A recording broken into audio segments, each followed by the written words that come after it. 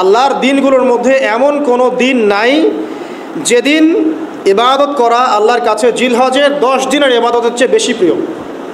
কথা বুঝতে পারছেন? এরপরে নবী সাল্লাল্লাহু আলাইহি ওয়াসাল্লাম বলছেন, ইয়াদুলু সিয়ামু কুল্লি সিয়ামিন মিনহা বিসিয়ামি সানাতিন। এই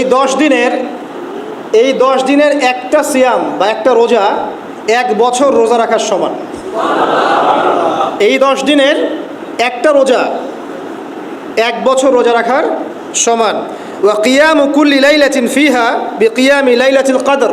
এবং এই 10 রাতের এক রাতের কিয়াম লাইলাতুল কদরের কিয়ামের সমান। আর আমরা জানি লাইলাতুল কদর সম্পর্কে আল্লাহ পাক কি বলেছেন?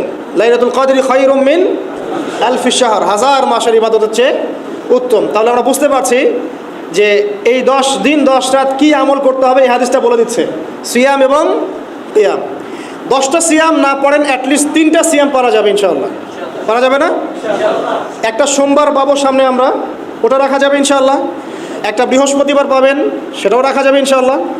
আর আরাফার সিয়াম পাবেন ইনশাআল্লাহ। আরাফার সিয়াম রাখলে আগের 1 বছর পরের 1 বছর 2 বছরের গুনাহ মাফ হয়ে যাবে ইনশাআল্লাহ আযজা ওয়া জাল্লা। আর কিয়াম সম্পর্কে আমি সামনে বলছি ইনশাআল্লাহ তাআলা। এরপরে বাইহাকির একটা বর্ণনা আছে যে জিলহজ মাসের প্রথম দশকের রাতে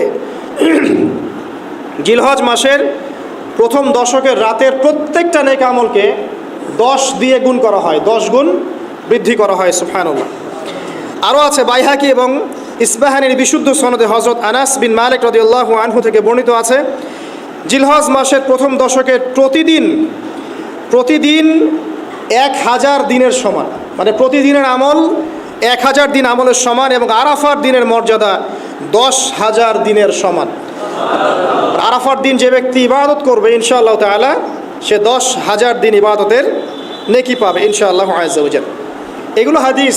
এখন আমরা প্র্যাকটিক্যাল কিছু কথায় আসি যে কিভাবে আমরা এই 10টা দিনকে কাজে লাগাতে পারি। আমি সবার আগে দোয়া করছি আল্লাহ পাক যেন আমাকে সবার আগে এর উপর আমল করার তৌফিক দান করেন, আমার পরিবারকে তৌফিক দান করেন, এবং অতঃপর আপনাদের সবাইকে যেন আল্লাহ পাক এই তৌফিক দান করেন। আমিন।